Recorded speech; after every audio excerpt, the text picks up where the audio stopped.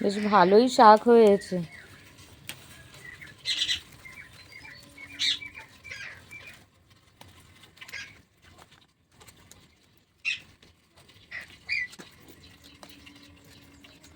একদম টাটকা ফ্রেশ শাক, একদম দারুণ হয়েছে শাকগুলো।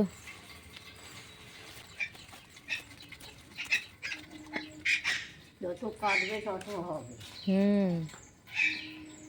এই তো সেদিনই কাটলে। হ্যাঁ।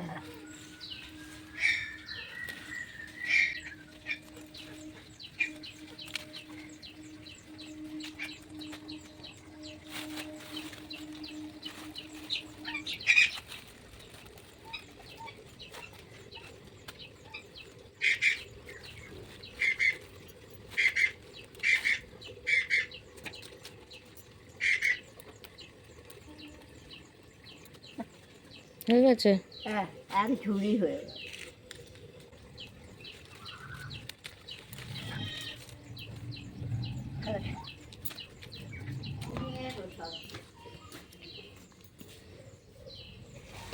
পুরো এক ঝুড়ি শাক। এই সানে রাখো কেটে। হ্যাঁ,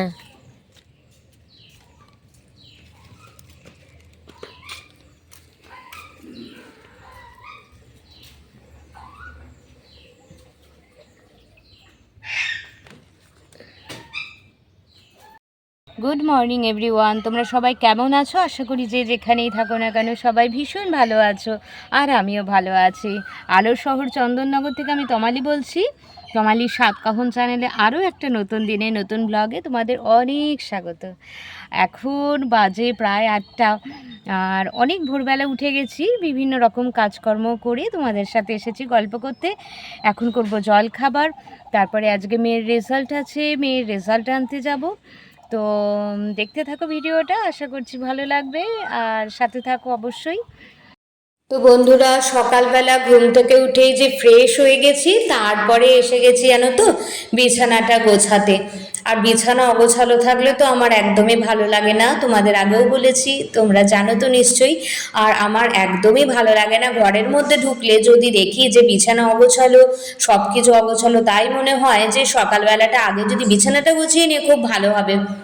তবে হ্যাঁ, সব সময় হয়তো সম্ভব হয় না আগে বিছানা গোছানো, কারণ আগে রান্নাঘরে ঢুকতে হয়, সবাই খাওয়া দাওয়া করবে, চা খাবে, জল খাবার খাবে, তারপরে তারা বেরিয়ে যাবে। তার জন্য আগে ভাগে আমি ঘরে ঢুকতে পারি না বিছানা গোছানোর জন্য। তো আজকে আমি বিছানাটা আগেই গুছিয়ে নিচ্ছি, তার কারণ হচ্ছে আমার একটু কাজের সুবিধা হয়ে যাবে। আর অনেকটা সকালেই উঠেছি, তার জন্য ভাবলাম যে ওরাও যখন ঘুম থেকে উঠে গেছে, চলো আগে বরঞ্চ বিছানাটা আমি চটপট করে গুছিয়ে নিই।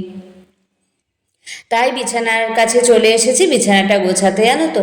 আর বিছানাটা টান টান থাকলে না বেশ ভালো লাগে, মনে হয় যেন অনেক কাজটা এগিয়ে গেছে। বিছানা আর পুজো দেওয়া, এই কাজ দুটো যদি আগে আগে হয়ে যায়, মনে হয় যেন অনেক কাজ হয়ে গেছে। তো দেখো, তোমাদের সাথে কথা বলতে বলতে বিছানাটা গুছিয়ে নিয়েছি, আর এদিকে আমি ঘরটা ঝাড় দিয়ে মুছে নেব। এত তাড়াতাড়ি কেন করছি বলো তো?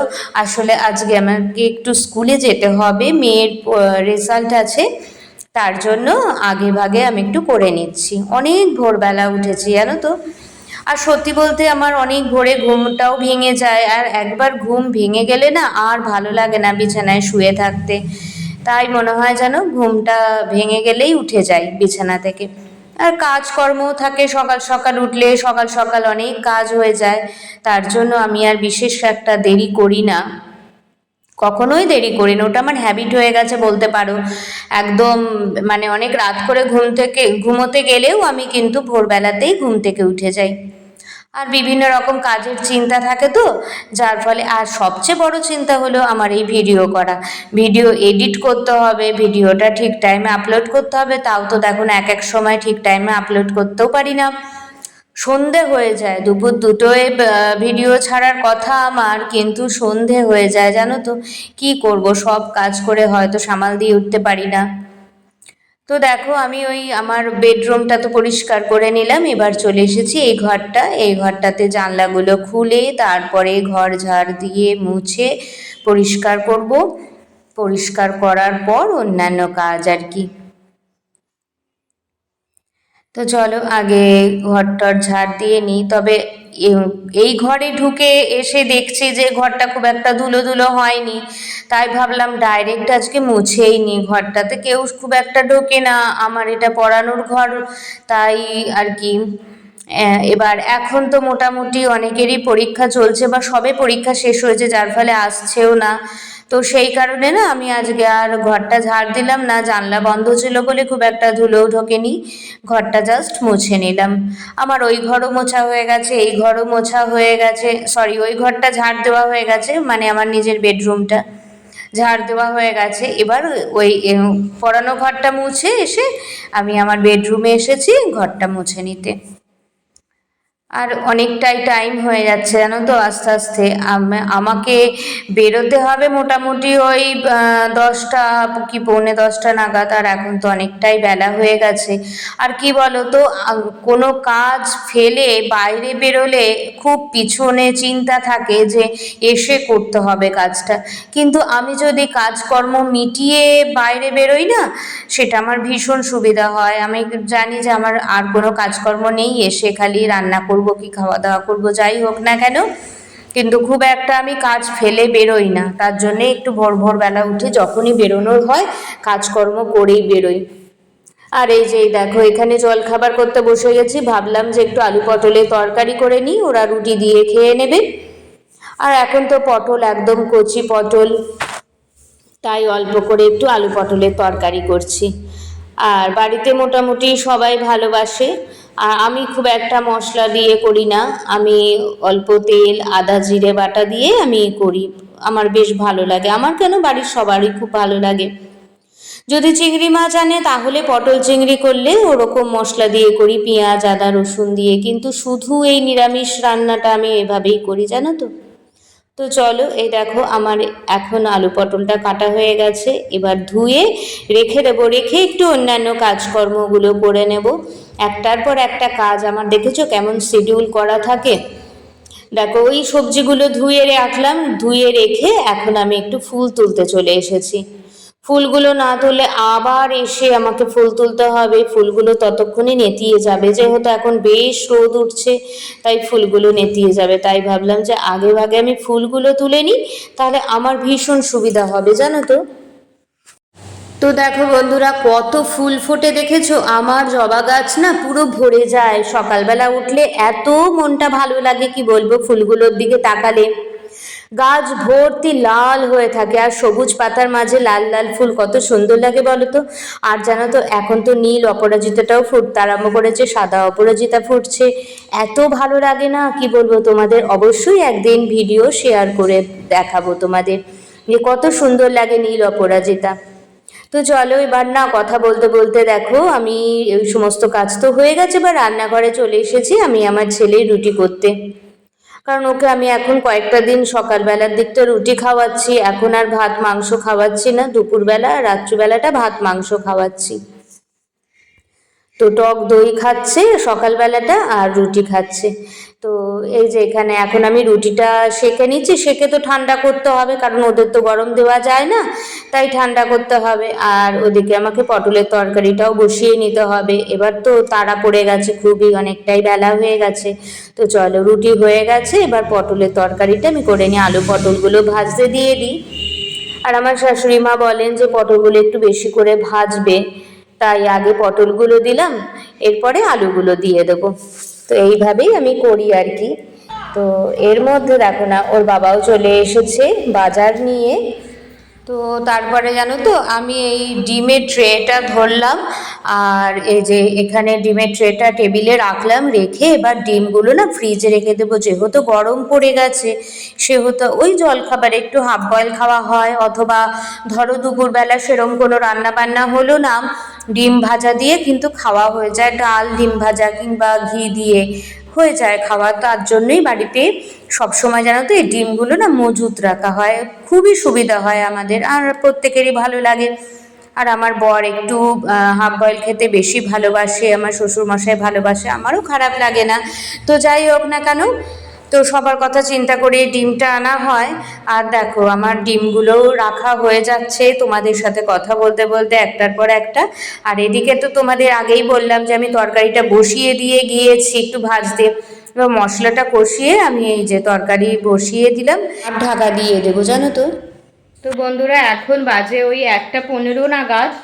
আর স্কুল থেকে তো চলেই এসেছি। আর আজকে মেয়ের রেজাল্ট আউট হয়েছে, পাশ করেছে। আজ ক্লাস 9 হলো আর কি।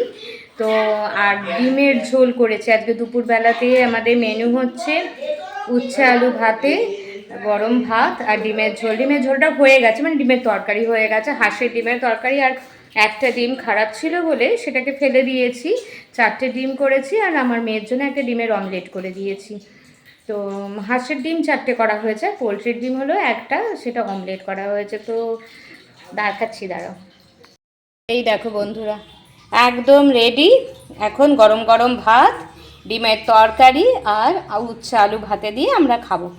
তো চলো। তো বন্ধুরা এখন কটা বাজে বলো তো? এখন তো রাত হয়ে গেছে। দুপুরে খেয়ে দিয়ে একটু বিশ্রাম নিয়েছি, তারপরে একটু মায়ের বাড়ি গেছিলাম। ওগুলো তোমাদের সাথে কিছু শেয়ার করা হয়নি, কারণ সব সময় তো একই ভিডিও তোমাদেরও দেখতে ভালো লাগবে না বলো, তাই। তো বাড়িতে এসেছি, বাড়িতে এসে টিউশন করেছি, টিউশন করে তারপরে এখন বিছানায় এসে একটু বসলাম। জামা কাপড়গুলো কাচা হয়েছিল, সেগুলো শুকিয়ে গেছে। ভাবলাম এখন ভাঁজ করি, আর ভাঁজ করতে করতে তোমাদের সাথে একটু কথা বলি আর কি। তো এখন বাজে প্রায় 8টা। এখন আমি এই জামা কাপড়গুলো ভাঁজ করতে বসেছি। রান্নার মানে রাতের রান্নাটা মা করবেন। আমার তো 9টা থেকে আবার অনলাইন ক্লাস থাকে। তো তাই ভাবলাম যে জামা কাপড়গুলো অগোছালো রয়েছে, চলো জামা কাপড়গুলো আগে ভাঁজটা করে নিই। ভাঁজ করে যার যার জায়গায় সেখানে রেখে দেবো। মানে কিছু চুড়িদার যাবে আলনায়, কিছু চুড়িদার যাবে আমার আলমারির ভেতরে, দুটো ব্লাউজ আছে সেইগুলো যাবে আলমারির ভেতরে, আর দুটো নাইটি আছে সেগুলো আলনার মধ্যে আমি হ্যাঙ্গিং করে রেখে দেবো আর কি। এই দুটো নাইটি আমি আলনার একটা সাইডে রেখে দেবো, যাতে যখন দরকার হবে তখন যেন খুব সহজেই পেয়ে যায়, তাই আর কি। তো অন্য দুটো চুড়িদার মোটামুটি বাড়িতেই পরি আমি, আর দুটো চুড়িদার আছে যেগুলো আমি বাইরে পরি। তো সেইগুলো আলমারিতে রেখে দেবো। আর এই যেখানে ব্লাউজটা আছে, আমার মেয়ের প্রোগ্রামে একটু লেগেছিল ব্লাউজ দুটো, তো ব্লাউজ দুটো কেচে ধুয়ে পরিষ্কার করে রেখেছি। এবার এগুলো আলমারিতে রেখে দেবো, তাহলেই মোটামুটি আজকের মতন আমার কাজ শেষ। আর তারপরে তো আমার পড়ানো রয়েছে, আবার ভিডিও এডিট করা আছে, শেষ বললে তো আর শেষ হয় না, বুঝতেই তো পারো। তো এই যে দেখো আলনার মধ্যে রাখছি আমি এখন এগুলো। আর আমার এই সোফাটা এখানে থেকে না এত অসুবিধা হয়, আর সোফাটা না রেখে আমার উপায়ও নেই, জানো তো। বাজি টাজি ফাটলেই না আমার ছেলেটা ওই আলনার পিছনে চলে যাবে। অত বড় শরীর নিয়ে ওর অত ছোট জায়গা কি ওর হয় বলো। তো যাই হোক, ভিডিওটা এখানেই এন্ড করলাম। সবাই ভালো থেকো, সুস্থ থেকো, আবার নেক্সট ব্লগে দেখা হবে। টাটা।